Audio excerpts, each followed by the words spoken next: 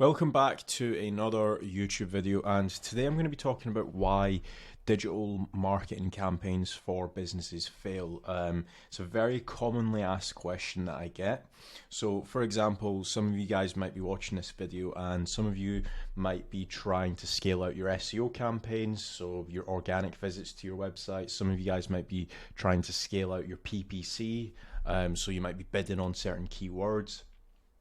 And then also you've obviously got like Facebook ads traffic as well. So basically like a digital billboard within the actual native Facebook platform. Now, all of these different traffic sources, they obviously have pros. They also have cons as well. So I'm going to be covering all of the pros and cons to all three of those traffic sources. And then you as the business owner, you can basically decide what you want to go down. And also, if you guys do want any help with your traffic, make certain to check out casualdash.com. What I will do is I'll have a link to this website in the description. Just fill out the contact form if you guys are looking to scale out your SEO or your Facebook ads or your PPC. I might be able to help you. I can jump on a 15-minute strategy call. But anyway, back to the video. So the biggest reason why SEO campaigns, so we'll start off with SEO. The biggest reason why SEO campaigns fail is because a lot of local businesses might have potentially hired what we typically call a cowboy SEO agency. Now, what a cowboy SEO agency do is they might charge you $500 or $600, $700 or pounds a month, or maybe even more, and they might only just be doing blog posting. They might only just be publishing one article a month through to your website. Now, if that is something that you are receiving as an SEO service that you're paying for, you're not going to get far. You need to be actively doing outreach, so link building through to your website.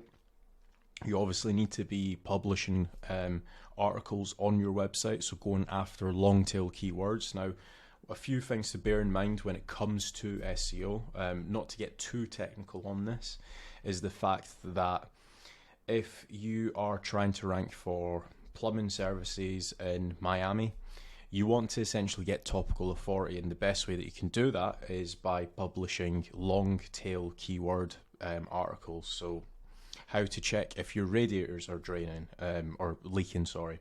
So articles like that are a lot less high intent, but it will essentially get you more traffic and visitors to your website. That's going to help you rank for your primary keywords, which would be plumbing Miami. So that's the biggest thing when it comes to the content side of stuff.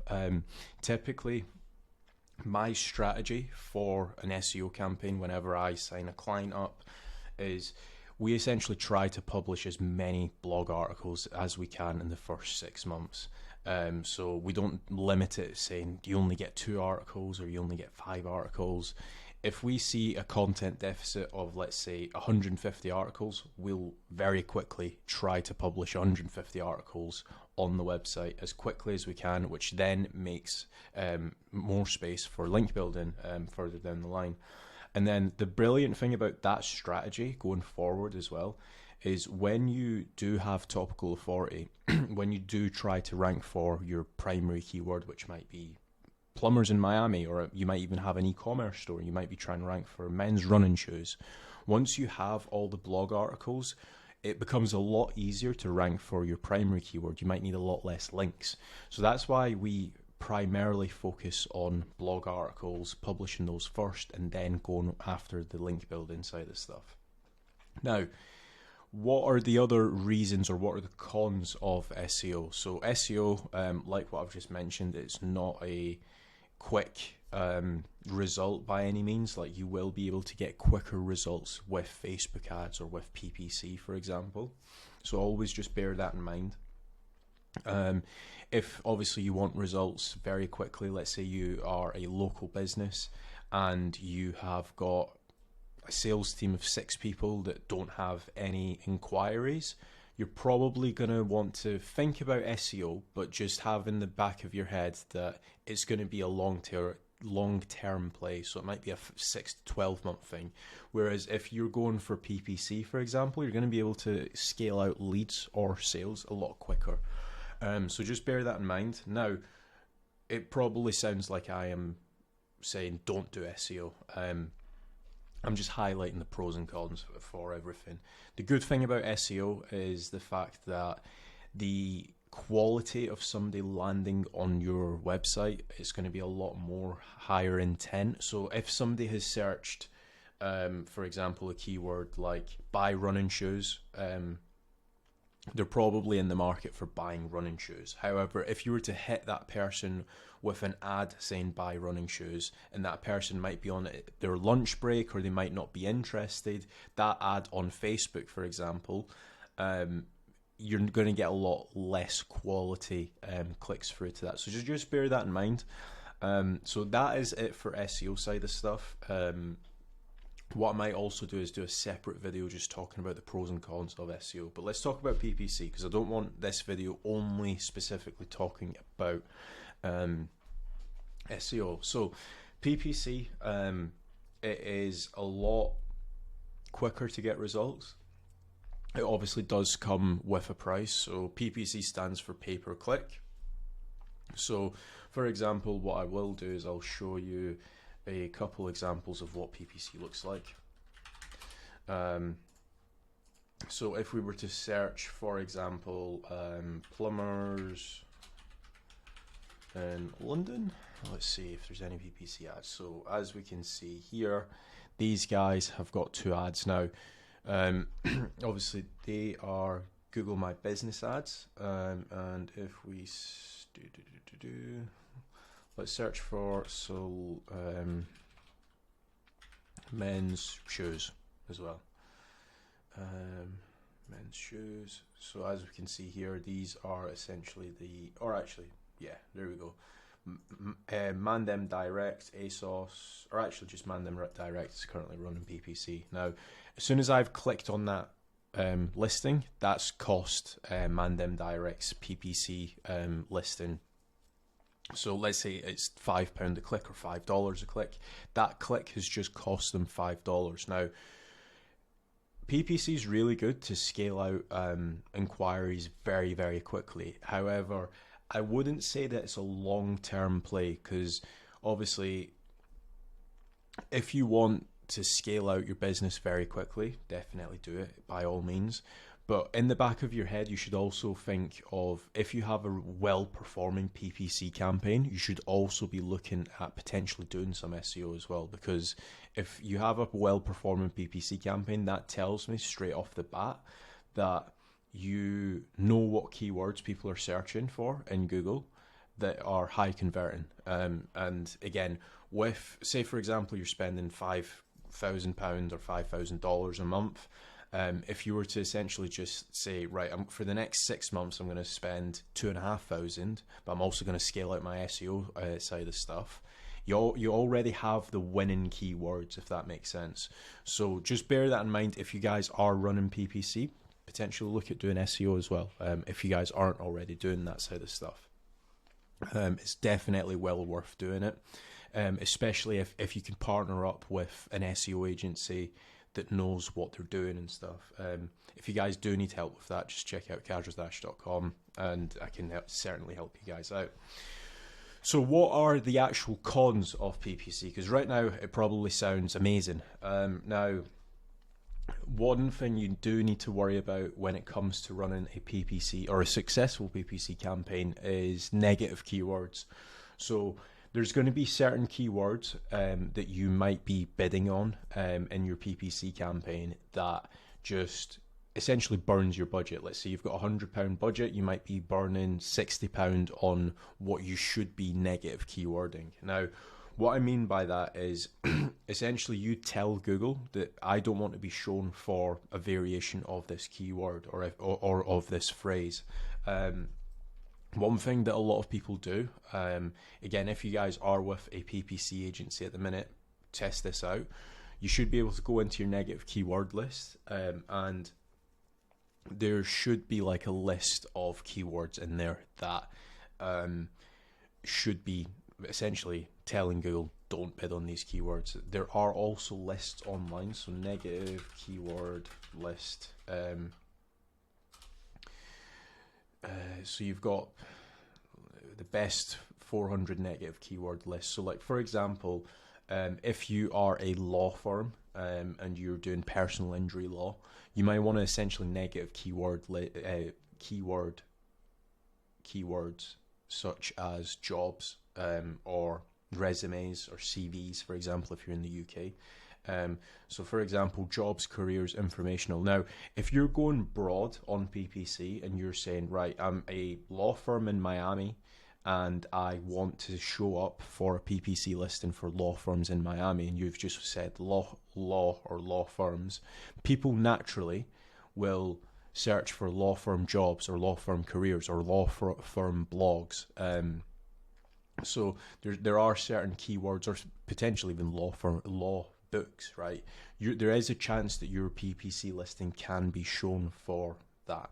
So just bear that in mind when you are running any form of PPC or paid advertising.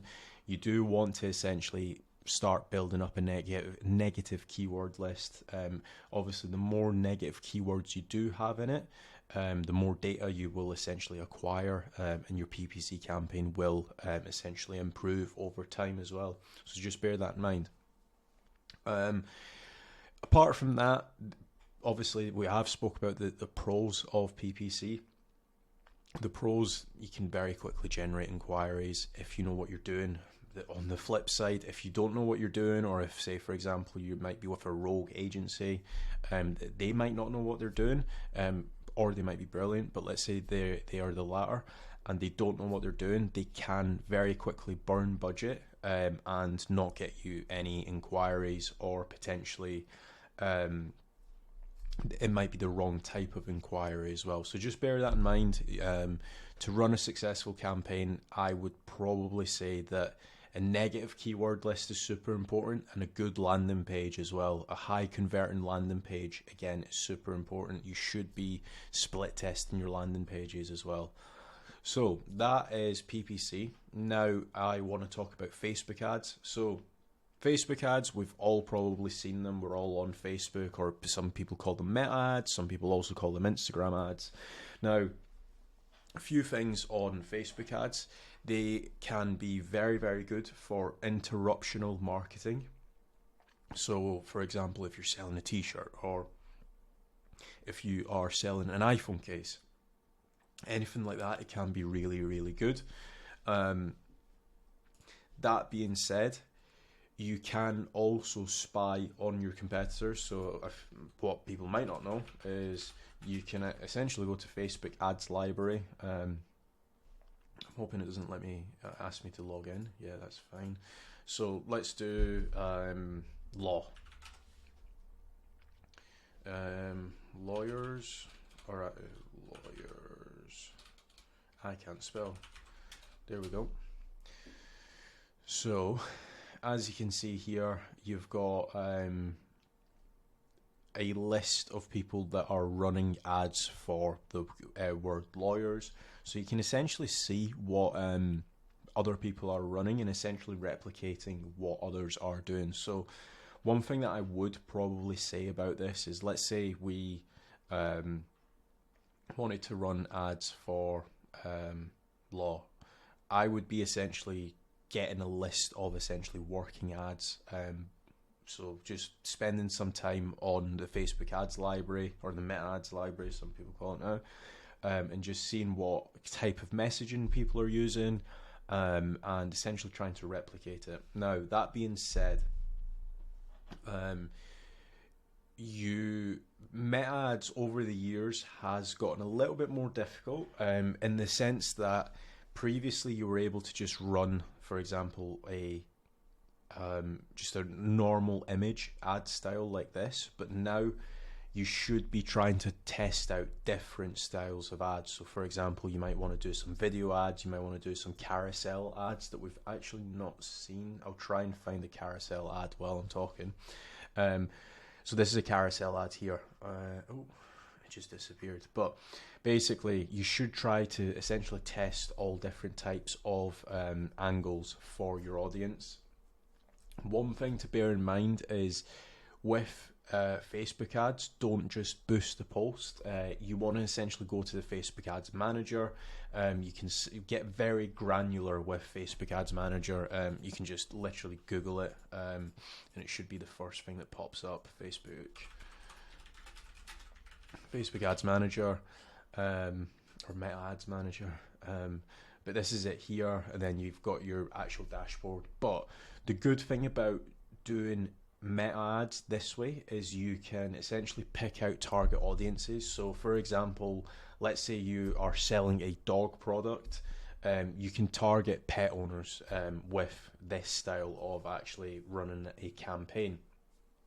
Now, probably sounds all great, but what are the cons of Facebook ads? So Facebook ads, you do need to test a lot of different creatives to essentially find a winning recipe.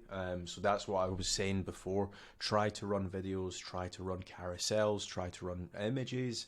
Potentially you might also even have like testimonials, so getting your previous client base to essentially record some testimonials. Let's say you sell dog products, you can get one of your previous customers to essentially send you like a video saying, hey, I bought from 123dogtoys.com.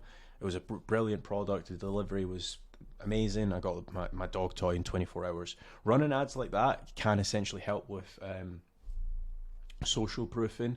So for example, you can run awareness campaigns, you can run traffic, sales, leads. You can do quite a lot with Facebook ads, but you just need to know what your end goal is. Is it lead generation if you're a local business? Is it sales if you're an e-commerce store?